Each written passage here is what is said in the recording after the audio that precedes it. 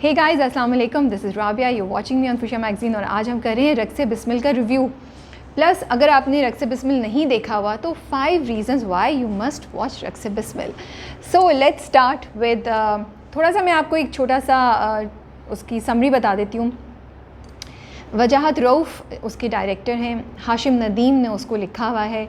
उसमें इमरान अशरफ और सारा खान मेन कैरेक्टर्स कर रहे हैं। इसके अलावा आप मोमिन साकिब और अनुशा अब्बासी को भी उसमें देखेंगे, और भी बहुत सी बड़ी कास्ट है जो उसमें सलीम राज हैं, निदा मुमताज़ हैं, बहुत लोग हैं जो आपको उसमें नज़र आएंगे। बहुत ही खूबसूरत परफॉर्मेंसेस है। कहानी ये है कि मूसा एक बहुत ही इस्लामिक फैमिली से ताल्लुक़ रखते हैं। उनके जो फ़ादर हैं वो पीर हैं और वो गद्दी नशीन हैं, और बड़ा मूसा के ना अपने ख़यालात हैं, एक सही गलत के और पर्दे के और सब कुछ। ज़ोहरा जो है वो एक डिफरेंट बैकग्राउंड से ताल्लुक़ रखती हैं। वो एस्कॉर्ट करती हैं डिफरेंट लोगों को पार्टीज़ में, इस तरह का उनका बैकग्राउंड है। और मूसा जो है वो उनसे मोहब्बत में मुब्तला हो जाते हैं सिर्फ उनकी आँखें देख के। फिर कहानी ये है कि आगे क्या होता है, क्या ये एक मूसा की जर्नी है जिसमें मूसा अपने आप को रीडिस्कवर करेंगे, ज़ोहरा उनको कैसे क्या चेंज लाती है, ज़ोहरा में क्या होता है। तो ये एक बेसिक मैंने छोटी सी समरी आपको कहानी की बात की। It's a very spiritual kind of story and lot of action happens there. So let's start with why you must watch Raqs Bismil अगर आपने अभी तक नहीं देखा है। नंबर 1, सबसे पहला रीज़न तो मेरा ये है कि अगर आप इमरान अशरफ या सारा खान के फ़ैन हैं फिर तो बनता है भाई, देखें ही देखें। इतनी अच्छी परफॉर्मेंसेज है दोनों की, उन दोनों को हम एक बिल्कुल नए रूप में देख रहे हैं। तो मुझे तो बहुत मज़ा आया because I am a fan of both of them. तो एक ये रीज़न है। नंबर 2, अगर आप सास बहू के ड्रामे देख देख के थक गए हैं, बोरिंग हो रहा है आपको, और आप वो नेगेटिविटी और टॉक्सिसिटी के बहन बहन के अगेंस्ट है, भाई भाई के अगेंस्ट है, सास बहू को मार रही है और माँ बेटी को मार रही है, तो फिर ये ड्रामा ज़रूर देखें क्योंकि इसमें ऐसा कुछ भी नहीं है। आई लव जो ईसा एंड मूसा दो भाई हैं, उन दोनों का जो कनेक्शन है, जो एहतराम है ईसा जो मूसा को देता है, आई लव्ड इट। मुझे इतना मज़ा आया। मतलब मैं यही सोचती हूँ कि यार लोग बोलते हैं कि नहीं नेगेटिविटी दिखाओ, उसी से बढ़ता है, उसी से मज़ा आता है। मुझे तो ईसा और मूसा के जो सीन्स थे वो देख के इतना मज़ा आ रहा था कि कितनी खूबसूरत रिलेशनशिप है। देन अगेन मूसा की जो अम्मी है और मूसा की जो चच्ची है, उन दोनों की रिलेशनशिप कितनी अच्छी है। सो वेरी वेरी पॉजिटिविटी से भरे हुए मैसेजेस और पॉजिटिविटी से भरा हुआ ये ड्रामा है। तो अगर आप बोर हो गए सास बहू से तो ये दूसरा रीज़न है आपको देखने का। Number 3, it's a very spiritual, it's a very different कहानी जो आप समझते हैं। It's a love story, but love story में बहुत से मैसेजेस हैं। जर्नी है दो लोगों का, किस तरीके से वो अपने जो उनके इनफैक्ट एक पूरी फैमिली का जर्नी है, किस तरीके से जो उनके प्री कंसीव नोशंस हैं वो उससे निकल के आते हैं, लोगों की और दुनिया की एक दूसरी साइड देखते हैं। तो अगर आपको स्पिरिचुअल किस्म के ड्रामे पसंद हैं, या आपको ये पसंद है कि डीपनेस हो, रूहानियत हो और कोई मैसेज हो, टिपिकल वही एक्स्ट्रा मैरिटल अफेयर्स होंगे, तो फिर भी ये ड्रामा आपके देखने का बनता है क्योंकि इसमें बहुत से मैसेजेस हैं एक्चुअली, जो मैं आई थिंक बाद में बात करूँगी। तो कुछ स्पॉयलर्स के साथ जब मैं रिव्यू करूँगी तो फिर मैसेजेस के बारे में बात करूँगी, लेकिन इसमें 2-3 बड़े स्ट्रॉन्ग मैसेजेस हैं and it's beautifully shot, fast paced है, आप बोर नहीं होते। बीच में कोई 4 से 5 एपिसोड्स हैं जो बहुत स्लो गई थी। सो आप यूट्यूब पे देख रहे होंगे, आप इजीली फॉरवर्ड कर सकते हैं, लेकिन थ्रू आउट अदरवाइज इसकी पेस बहुत फास्ट है और कॉन्स्टेंटली नई चीज़ें होती हैं। एंड लाइक द वे जिस तरीके से कहानी के डिफरेंट पॉइंट्स जो है वो मिलते जुलते भी हैं। सिनेमेटोग्राफी बहुत खूबसूरत है, एंगल्स बड़े खूबसूरत हैं, बड़ा एस्थेटिकली अच्छा किया हुआ है। तो it's very pleasing to watch, मज़ा आता है देख के।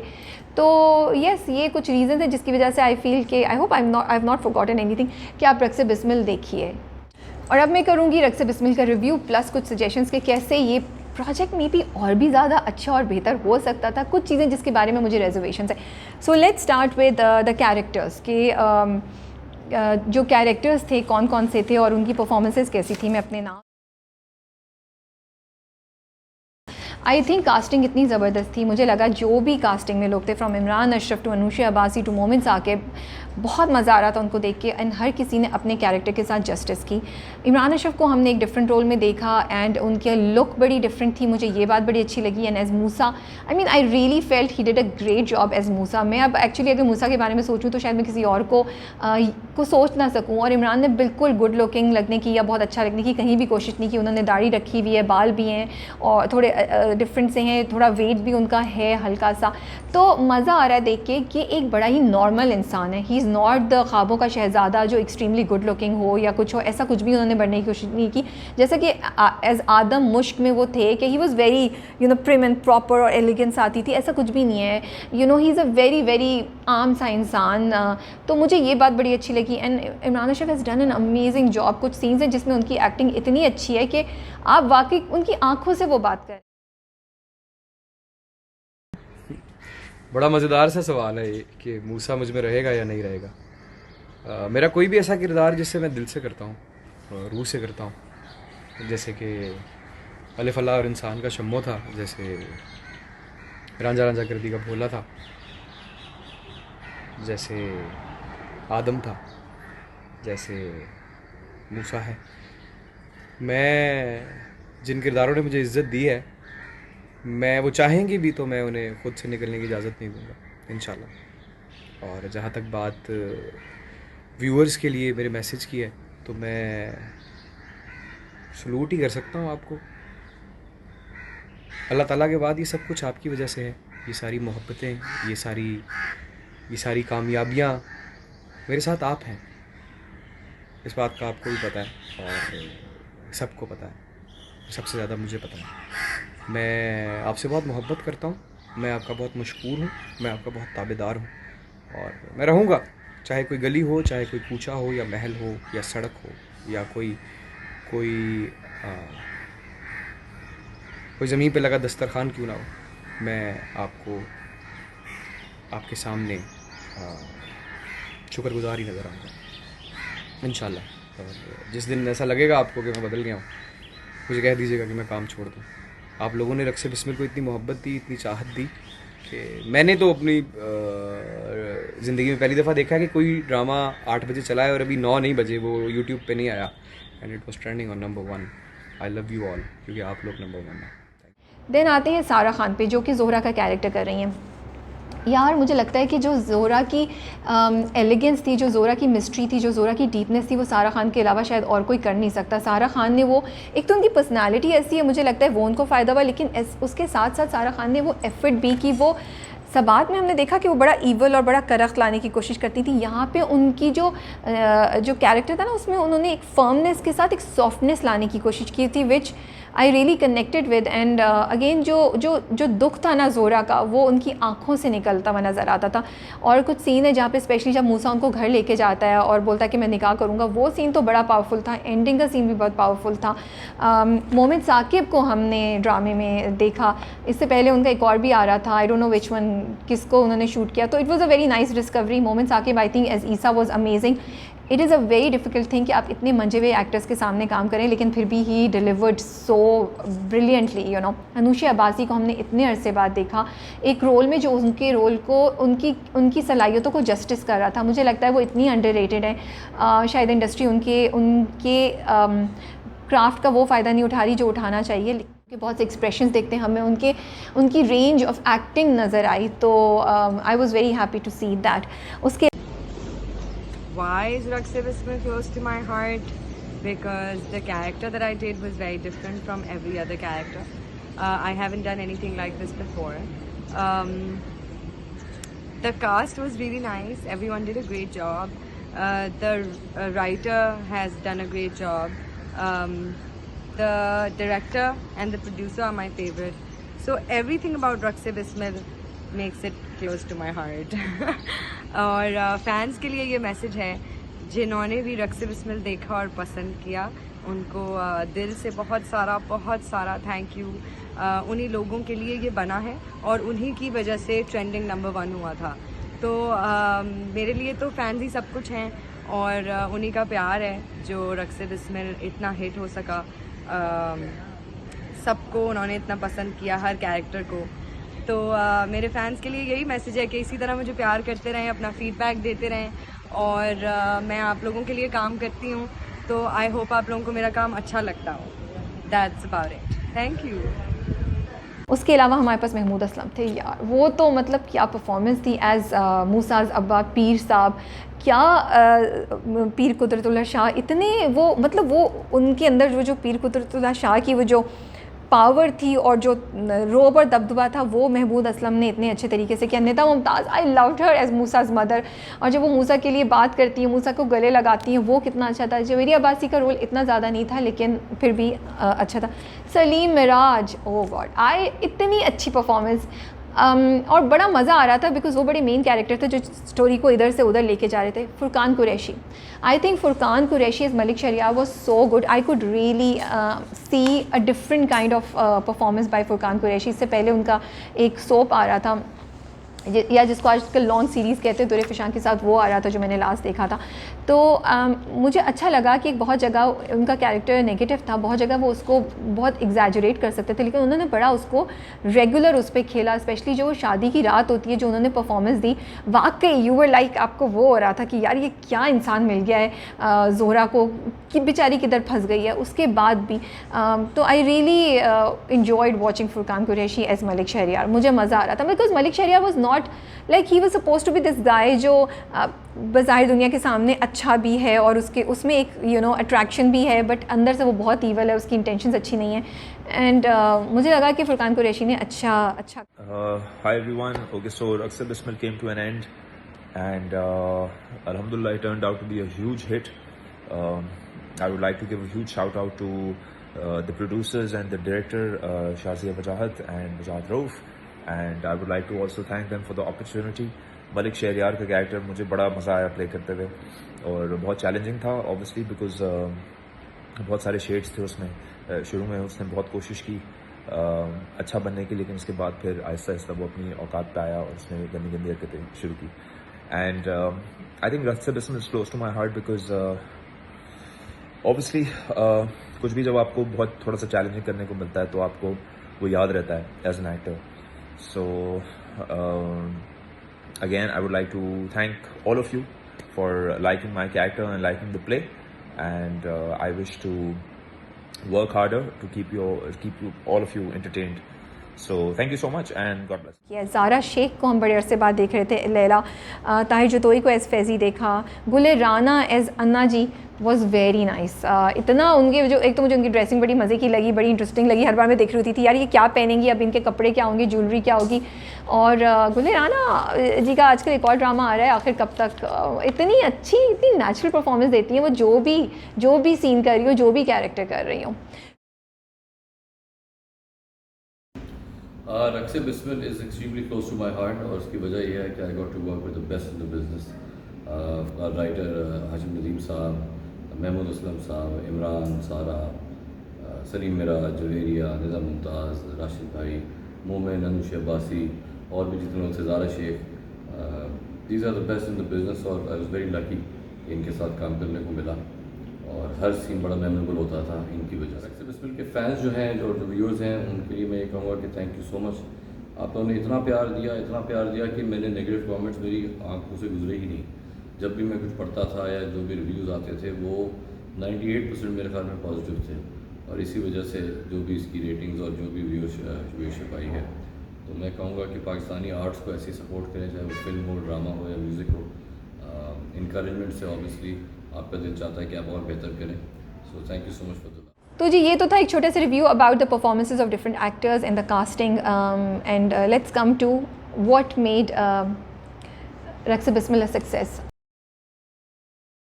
ओके जी, बात करते हैं कि मुझे रक्से बिस्मिल में क्या चीज़ें अच्छी लगीं और क्यों रक्से बिस्मिल मेरे ख्याल में एक बहुत कामयाब प्रोजेक्ट हुआ।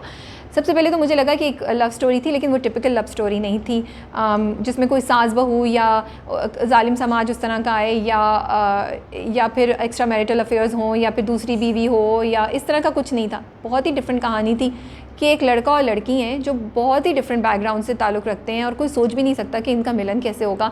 एंड इवेंचुअली उनकी ज़िंदगी में डिफरेंट हालात होते हैं, वाक़यात होते हैं जो उन दोनों को बार बार एक दूसरे से मिलाते हैं, दूर करते हैं। और ये भी कि वो कहानी एक टाइम पीरियड पे मबनी थी, एकदम से नहीं था कि फ़ौरन ही कुछ हो जाए। तो मुझे ये चीज़ बड़ी मुझे लगता है कि इस चीज़ ने बड़ा अट्रैक्ट किया, एक फ़्रेश स्टोरी हमें नज़र आई। अब आप उसमें ये देखें कि मूसा का जो कैरेक्टर था, अगेन जो कैरेक्टर से दूसरी रीज़न मुझे लगता है कि वो परफेक्ट नहीं थे, कोई भी उनमें से मुझे लगता है परफेक्ट नहीं था। एक तो ये सबसे पहले कि सब लोग बड़े जजमेंटल थे। मूसा स्पेशली जो हीरो था वो कहीं से भी शुरू की उसमें परफेक्ट हीरो नहीं था। He was not good looking, he was not the guy that you would dream about कि यार मुझे ऐसा बंदा चाहिए कि वो इतना परफेक्ट, इतना खूबसूरत तरीके से बोलना वाला, इतना केयरिंग। नहीं, मूसा में काफ़ी नेगेटिव एलिमेंट्स थे। और फिर मूसा का जर्नी था जिसके थ्रू हमने देखा कि मूसा कैसे चेंज हुआ। मूसा एक अच्छा इंसान था लेकिन ही वॉज़ नॉट परफेक्ट। तो ये बात आई थिंक बड़ी अट्रैक्ट की लोगों को, और मुझे एटलीस्ट अट्रैक्ट की। मुझे लगा कि वो जो सांचे में ढले हुए कैरेक्टर्स होते हैं ये वो नहीं है। अगेन ज़ोहरा एक बड़ा डिफरेंट कैरेक्टर था कि उसको मोहब्बत मिल रही है और वो मना किए जा रही है। कितनी अजीब सी बात है ना। यूजुअली वो हीरोइंस को मोहब्बत मिलती है, फ़ौरन एक्सेप्ट कर लेते हैं, फिर आगे जाके मसले होते हैं। यहाँ तो वो मोहब्बत को ना कह रही थी। तो ये जो एंगल्स थे ये मुझे लगा कि कहानी को एक बड़ा डिफरेंट ट्विस्ट दिया जिससे लोगों का इंटरेस्ट कायम रहा। फिर मूसा का जो पूरा जर्नी था, ये फैक्ट कि मुझे लगा कि बहुत ड्रामे में मैसेजेस थे जो मूसा और ज़ोहरा के थ्रू थे कि आप कितने भी रिलीजियस हो जाएं, आप दूसरों को जज नहीं कर सकते। और पूरा उन्होंने फैमिली का जो जर्नी दिखाया वो आई थिंक लोगों को बड़ा कनेक्ट किया। और इस जर्नी में जो इम्पॉर्टेंट बात उन्होंने की कि वो कहीं से भी इस्लाम या रिलीजन या रिलीजियस घरानों के अगेंस्ट या डिसरिस्पेक्टफुल नहीं थे। I think the credit goes to the director and the writer कि उन्होंने कहानी को इतने खूबसूरत तरीके से हैंडल किया कि कहीं भी हम ऑफेंडेड फील नहीं हुए। हमें नहीं लगा कि यार ये पीर साहब के अगेंस्ट क्या बात कर रहा है, ये इस्लाम के अगेंस्ट क्या बात कर रहे हैं, या ये स्पिरिचुअलिटी के अगेंस्ट क्या बात कर रहे हैं। नहीं, बड़ी रियलिस्टिक बातें उन्होंने दिखाई और जो कि बहुत हम आसपास होते हुए देखते हैं और बहुत दफ़ा हम उन्हीं चीज़ों का शिकार है। और हमें शीशा दिखाया कि यार आप लोग बड़े बनते हैं नमाज रोज़ा पढ़ के, लेकिन एक्चुअली हम लोग क्या सोचते हैं। लेकिन इतने खूबसूरत तरीके से उसको किया कि कहीं भी मुझे लगा कि हमने किसी भी ग्रुप की, फ़िरके की, किसी रिलीजन की, किसी भी कॉन्सेप्ट की, किसी भी ख्याल की डिसरिस्पेक्ट या बेइज्जत नहीं किया। तो मुझे लगा ये भी लोगों को कनेक्ट किया। मैसेजेस कितने ज़बरदस्त हैं कि जो लड़कियां इस तरह के बैकग्राउंड से होती हैं हम हमेशा उनको जज करते हैं, कभी उनको हम एक चांस नहीं देंगे, हम उनको कहते हैं कि वो एक काम छोड़ दें, वो अच्छी हो जाएं, लेकिन हम उनको अपने घर में लाने के लिए तैयार नहीं है, बहू बेटी बनाने के लिए तैयार नहीं है।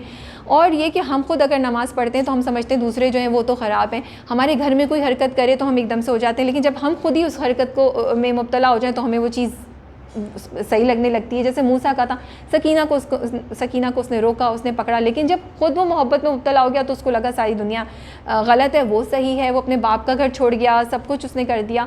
तो बड़े ही इंटरेस्टिंग और ज़बरदस्त मैसेजेस थे।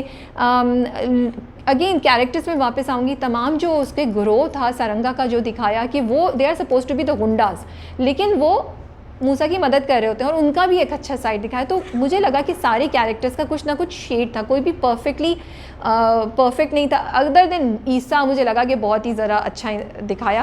सारे कैरेक्टर्स में ऊपर नीचे कुछ ना कुछ होता था, नेगेटिव पॉजिटिव चीज़ें होती रहती थी।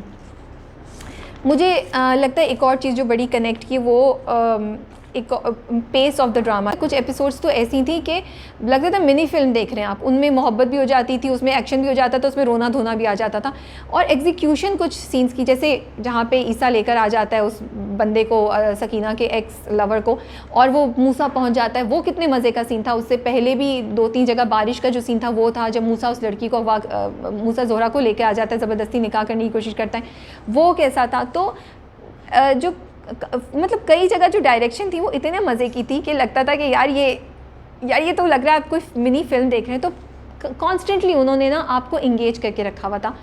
कहानी की जो मूवमेंट थी, जो प्लॉट से डिफरेंट, वो कितने खूबसूरत तरीके से एक दूसरे से कनेक्ट हुए कि ज़ोहरा का एक जर्नी दिखाया मलिक शहरियार के थ्रू। वो मूसा को मना करके चली गई थी, मूसा यहाँ से घर से छोड़ के चला गया था, लेकिन फिर मूसा और ज़ोहरा को कैसे वो सामने लेकर आए, मुझे तो बहुत मज़ा आया। I loved it. So again बड़ा फिल्मी ड्रामेटिक अंदाज में था कि मूसा और उसकी कैसे मिलन होता है, कैसे अगेन सामना होता है, फिर मूसा ज़ोहरा को बचाता है। तो अदर देन फ्यू प्लेसेस जिनका अभी मैं जिक्र करती हूँ, स्टोरी बड़ी आई थॉट वेल थॉट थी, बड़ी इंटरेस्टिंग थी। हर चीज़ की एक लॉजिकल रीजनिंग थी। जैसे हम क्वेश्चन कर रहे थे कि ये मूसा की जो मंगेतर है वो ज़ोहरा को मिलने क्यों गई, फिर हमें समझ आई कि उसने ईसा को बताना था कि ज़ोहरा तो वो लड़की नहीं है जिसके खातिर मूसा ने ये सब किया। तो हर चीज़ बड़े एक तरीके से आगे चल रही थी, कहानी डिफरेंट पॉइंट्स अच्छे तरीके से कनेक्टेड थे और हर चीज़ की एक एक्सप्लेनेशन दी जा रही थी। तो मुझे ये, जैसे इवन देन ईसा का भी देखें, मोबिन साकिब ने जो रोल किया, ईसा लगा रहा, उसने मालूम करके छोड़ा कि ये लोग कौन है, क्यों कत्ल किया, कौन थी वो लड़की, क्यों, किस वजह से किस वजह से मेरे भाई ने किस पे गोली चलाई, वो क्या था। और फिर वो उसको देख लेता है, सकीना के एक्स लवर को, मंगेतर को या जो भी था, और वो समझ आता है कि ये लड़की सकीना थी। आई थिंक एक और बात जो मुझे बहुत अच्छी वो लगी वो ये कि एस्थेटिकली एंड विजुअली वो ड्रामा देखने में बहुत अच्छा था। कुछ जगहों पे मुझे लगा कलर ग्रेडिंग बहुत ज़्यादा हो गई है, आई डोंट नो वाई, लेकिन शुरू के सीन भी कितने खूबसूरत तरीके से शॉट किए हुए। एक सीन है जहाँ पे नामुराद और मूसा जो है वो बैठे हुए चारपाई पे, आई थिंक चारपाई होती है, तख्त होता है, उस पर चाय पी रहे होते हैं। वो इतना खूबसूरत शॉट किया हुआ है। जब ज़ोहरा को शुरू में दिखाया उसकी आंखों को, वो कितना खूबसूरत शूट किया हुआ था। तो एंगल्स बड़े अच्छे थे, मुझे एडिटिंग बड़ी अच्छी लगी मेजॉरिटी ऑफ द जगह। मुझे जो उसकी फ़ील और लुक थी ड्रामे की वो बड़ी अच्छी लगी। So all these things make a different. End of course OST कैसे भूल सकते हैं, OST कितना खूबसूरत था, बड़ा मज़ा आता था उसको सुन के। आपके जज्बे उसके साथ साथ जब वो प्ले करता था डिफरेंट सीन्स पे, तो वो जो था वो आपके जज्बों को मूव करता था उसके साथ। I think that I really loved about Raqse Bismil was the positivity of the characters and the relationship। Negativity नहीं थी, मुझे ये अच्छा लगा। एंड आई लाइक कि बड़ी फिल्मी, और हमारे भी सपना होता है ना यार कि लोग मदद कर रहे हों। Points that I really loved and I think all these things made Raqse Bismil into a big success. आप बताएं आपका क्या ख्याल है, आप लोग एग्री करते हैं? What did you love most about Raqse Bismil? अच्छा जी, कुछ चीज़ें जो मुझे लगता है कि ड्रामे में बेहतर हो सकती थी, जिनके बारे में मुझे थोड़ी सी रिजर्वेशंस हैं। कभी कभी मैं पाकिस्तानी ड्रामे देखती हूँ तो मैं क्वेश्चन करती हूँ कि ये ड्रामे एक ही टीम ने डायरेक्ट और प्रोड्यूस किए हुए हैं और लिखे हुए हैं, क्योंकि कुछ एपिसोड्स इतनी ज़बरदस्त होती हैं, इतना अच्छा फ्लो होता है कि आप वाह वाह कर उठते हैं, और फिर कुछ एपिसोड्स इतनी नीचे जाती हैं, कुछ चीज़ें ऐसी हो जाती हैं कि आप सोचते हैं यार ये क्या हो गया। तो रक्से बिस्मिल में भी मुझे लगा कि बीच भी नहीं, टुवर्ड्स द थर्ड क्वार्टर में I think 3/4 of the episode जब हो गई थी तो डिप लिया, बहुत ही बुरा डिप लिया। बहुत ज़्यादा एपिसोड जो थी वो स्ट्रेच थी, ड्रैग थी, कुछ समझ नहीं आ रही थी ये इसका रीज़न क्या है। एक सीन है लैला और मूसा का, इतनी लंबी गुफ्तगू की क्या ज़रूरत थी। तो I really feel bad because मुझे लगता है कि प्रोजेक्ट और एक्टर्स दोनों के साथ ज़्यादती है। हम ये कर सकते हैं, दिखाने की ज़रूरत नहीं थी। मुझे लगता है इसमें ईसा और सकीना के कैरेक्टर को ज़्यादा डेवलप किया जा सकता था। अगर आपको एपिसोड्स इतनी लंबी करनी थी, उनके रोमांटिक सीन्स, उनकी केमिस्ट्री, उनके बारे में किया जा सकता था। उनको बेड से उठा के और जगहों पर उनके सीन किए जा सकते थे, उनकी रिलेशनशिप को और ज़्यादा एक्सप्लोर किया जा सकता था। तो ये एक मुझे लगा इम्प्रूव हो सकता था। मलिक शहरियार का पूरा सीन दिखाना, जब वो ज़ोहरा को उसने तलाक देती है, वो मुझे नहीं समझ आया। जिरगे के पास गए, वो क्यों हुआ, हम नहीं इंटरेस्टेड थे। आई थिंक हम रैप अप हो गए थे। वी वांटेड टू नो कि ज़ोहरा कैसे मिलेगी मूसा को। अच्छा, एक और चीज़ जिसके बारे में मुझे कंसर्न है वो ये कि शुरू के सीन्स में दिखाया कि मूसा जब सकीना को पकड़ के लाता है तो वो लेकर आता है और उसको दरख्त से बांधता है। आजकल मैं ये चीज़ क्वेश्चन कर रही हूँ कि क्या हमें ऐसी चीज़ें दिखानी चाहिए, क्या हमें वायलेंस दिखाना चाहिए। आई नो मूसा के कैरेक्टर को इस्टेब्लिश करने के लिए वो ये सब हो रहे थे कि मूसा कितना दिमाग का तेज़ और कितना कैसा है, और फिर उसका क्या जर्नी होता है, वो किस तरह का हो जाता है। लेकिन आई रियली क्वेश्चन कि क्या ये सब दिखाने की ज़रूरत है, क्या ये दिखाना सही है, हम क्या इंप्रेशन दे रहे हैं लोगों को। क्योंकि एक जर्नी मूसा का हुआ, हम सब ने देखा, लेकिन क्या जो नई जनरेशन, जो जोशीले लड़के लड़कियां उसको देख रहे हैं, उनको लग रहा है, उनको समझ आ रही है कि जो किया था वो गलत किया था। वो सब इतनी आगे जाके मूसा ने माफ़ी मांगी। अब उधर तो बड़ा एक्साइटिंग लग रहा था कि जी उसने दरख्त से बांध दिया। अब सोचें वो तमाम जज्बाती भाई जो अपनी बहनों की ऐसी चीज़ें नहीं देख सकते, वो क्या सोच रहे होंगे, अच्छा इसने ऐसा किया, उस लड़के से बात किया, ये कर रही थी, इसने कपड़े से नहीं बना, इसके साथ मुझे भी ऐसा ही कुछ करना चाहिए। तो I really would like to request कि next time, I know dramatics is one side and adventure is one side and this all excitement is one side, maybe हम एक इन्हीं चीज़ों को पॉइंट्स को दिमाग में रखते हुए कोई और बेहतर आइडिया इसका सोच सकें और हम ये चीज़ नहीं दिखाएं। वो जो पूरा सारंगा का गैंग था, मुझे उसकी नहीं समझ आई कि सारंगा और गैंग के पास और कोई काम नहीं था सिवाय मूसा के साथ हेल्प करने के लिए। आई थॉट उनकी एक back story, I mean I couldn't understand Saranga Moosa की हेल्प क्यों कर रहा है। अगर आपने दिखाना था कि सारंगा, जो 2-3 जगह उन्होंने शायद बोला कि वो भी मोहब्बत का मारा हुआ है, तो फिर सारंगा की एक बैक स्टोरी दिखाते। नामुराद की जैसे आपने थोड़ा सा बता दिया, लेकिन इसको और क्रेडिबल करने के लिए for us to relate to Saranga, मतलब आई फेल्ट कि राशिद फारूकी का character could have been much more stronger, much more impactful अगर सारंगा की एक बैक स्टोरी होती, सारंगा को दिखाते कि वो क्यों मूसा को हेल्प कर रहा है, जस्टिफाई करते, और थोड़ा सा ये भी दिखाते। I mean again I question के where I love the drama, मुझे ये चीज़ थोड़ा सा मुझे बॉदर कर रही है कि वो एक ग्रोह था जो गलत किस्म की एक्टिविटीज़ में मुब्तला था। एक जगह वो जो ज़ोहरा का लास्ट में उनको बताता है, वो भी एक लड़का है जो जिसके नीचे बहुत से लोग भिखारी होते हैं, वो सब, और वो आके वो बता रहा होता है। तो हम क्या इस चीज़ को अप्रूव कर रहे हैं, हम क्या दिखा रहे हैं, ये मुझे नहीं समझ आई। या तो सारंगा ने चीज़ें छोड़ दी हैं लेकिन उसके कनेक्शंस हैं, वो उधर हेल्प कर रहा है, ये दिखाते। ये चीज़ मुझे बॉदर कर रही थी। आई रियली क्वेश्चन कि हम जो लोग गलत किस्म की जो गिरोह है, गुंडे हैं, वो गलत किस्म की एक्टिविटी में मुब्तला हैं, वो जेल में वो बंद हैं भाई, उनके बारे में हम अच्छा फील कर रहे हैं, उनके बारे में हम एक पॉजिटिव साइड दिखानी है तो फिर लॉजिकल होनी चाहिए, उसकी रीज़न स्ट्रॉन्ग होनी चाहिए।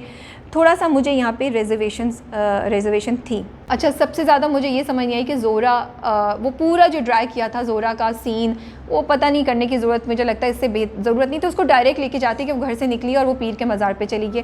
ज़ोरा 2 दफ़ा निकली कमरे, जब उसको अगवा कर लेता है फैज़ी, वो घर से निकलती है, गिर जाती है, लेकिन गाड़ी में उसको होश आता है तो वो ये जाने बगैर कि मैं कहाँ हूँ क्या नहीं हूँ, वो वहाँ से निकल के चलना शुरू कर देती है। कुछ तो दिखाते कि ज़ोरा सोच रही है कि अगर मैं कहाँ हूँ, कोई उसको बताता या उसको नज़र आता, वो फैज़ी की बातें उसने सुन ली होती जो उसके दिमाग पे याद आ जाती। मतलब इतने अच्छी एग्जीक्यूशन के बाद जब इस तरह वो पूरा सीन जिसमें वो पैसे लेके जा रही है, औरत पैसे रख रही है, वो इतना बहुत ही मुझे लगा कि उसको मेजर इम्प्रूवमेंट की ज़रूरत थी, उसको बेहतर तरीके से एग्जीक्यूट किया जा सकता था। तो यस, ये सब चीज़ें हैं, कुछ आइडियाज़, कुछ सजेशंस जो मुझे लगता है कि नेक्स्ट टाइम के लिए इम्प्रूव किए जा सकते हैं, बेहतर हो सकते हैं, सोचे जा सकते हैं। मूसा का अगेन गन यूज़ करके लोगों को फ़ाइट करना, उस वक्त हम सब रिव्यू कर रहे थे, बट आजकल मैं बहुत ज़्यादा सोच रही हूँ इन चीज़ों के बारे में और क्वेश्चन कर रही हूँ कि क्या हमें ये सब चीज़ें दिखानी चाहिए या नहीं दिखानी चाहिए। फिर मूसा जेल से निकल भी आता है, ये भी दिखाया है। तो आई नो हमें ड्रामा चाहिए, हमें एडवेंचर चाहिए, हमें मज़ा चाहिए, लेकिन मुझे लगता है कि हमें अब गोइंग फॉरवर्ड कंटेंट को बेहतर बनाने के साथ साथ इन चीज़ों को भी देखना चाहिए कि हम गलत मैसेजेस नहीं दे रहे हैं। हम कहीं भी एक चीज़ जिसके बारे में सॉफ्ट कॉर्नर नहीं होना चाहिए उसको हम सॉफ्ट कॉर्नर क्रिएट नहीं करें। मेरा नहीं ख्याल कि मैं किसी तरीके से भी ये जस्टिफाई करूँगी कि कोई भी अपने घर में गन रखे या रिवॉल्वर रखे, क्योंकि ये बहुत आगे ख़तरनाक चीज़ों को लीड कर सकता है, किसी भी वक्त किसी भी के हाथ से निकल सकता है, चल सकता है। तो अब आगे जाते हुए मैं यही रिक्वेस्ट करूँगी कि डायरेक्टर्स और राइटर्स इस चीज़ को दिमाग में रखें, इसको इम्प्रूव करें, इसको बेहतर करें और इन चीज़ों को कोशिश करें कि नहीं दिखाएं और इनका एक ऑल्टरनेटिव सोचें। I want to mention direction and writer. Story जो लिखी जाती है वो राइटर लिखता है, स्क्रिप्ट अच्छा नहीं हो तो डायरेक्टर भी कुछ नहीं कर सकता। स्क्रिप्ट अच्छा हो लेकिन डायरेक्टर अच्छा नहीं हो तो स्क्रिप्ट का भी बेड़ा गर्क हो जाता है। तो ये जोड़ी बड़ी अच्छी थी, हाशिम नदीम साहब और वजाहत रऊफ़ की। They did a brilliant job I think. वजाहत ने हमें सकीना जो कि अनुषा बासी है उनका एक डिफरेंट साइड दिखाई, मूसा को बड़े अच्छे तरीके से किया, इमोशंस को बड़े कंट्रोल तरीके से एक्सपोज किया, कहीं भी वो चीज़ों को ओवर नहीं लेके गए। I love that. Zara Sheikh को वापस लेकर आए जिनको हम बड़े अरसे बाद देख रहे हैं। सिनेमेटोग्राफी बड़ी खूबसूरत थी, the angle that he had used वजाहत साहब, वो मुझे बड़ा अच्छा लगा। एंड स्टोरी की फ़्लो, ये लाइट मेरी ऑफ हो गई है ऑफिस में, मेरी कोई वैल्यू ही नहीं, कोई देख ही नहीं रहा कि जी राबिया रिव्यू कर रही है, थोड़ा रुक जाएं, बट चलें कोई बात नहीं, होता है ऐसा। स्टोरी की जो फ़्लो थी मुझे लगा कि वो बड़ी अच्छे तरीके से लेकर गए, अदर देन द पॉइंट जो मैं ऑलरेडी मेंशन कर चुकी हूँ। I think it was a well directed project. कोई भी प्रोजेक्ट परफेक्ट नहीं होता, हमें प्रोजेक्ट के देखने के पॉजिटिव्स क्या हैं और नेगेटिव्स क्या हैं। तो यही हमारा आइडिया था जो मैंने डिस्कस किया। That is all from my side. Comments में बताइए आपको रिव्यू कैसा लगा, अच्छा लगा, do you agree with my review, did I forget anything. I hope मैंने सब कुछ कवर कर लिया, मुझे थोड़ा सा डर भी लग रहा है और अगर कुछ मैंने भूल गया है तो मुझे बड़े प्यार तरीके से अपने कॉमेंट्स में बता सकते हैं। एंड टेक केयर, अल्लाह हाफ़िज़।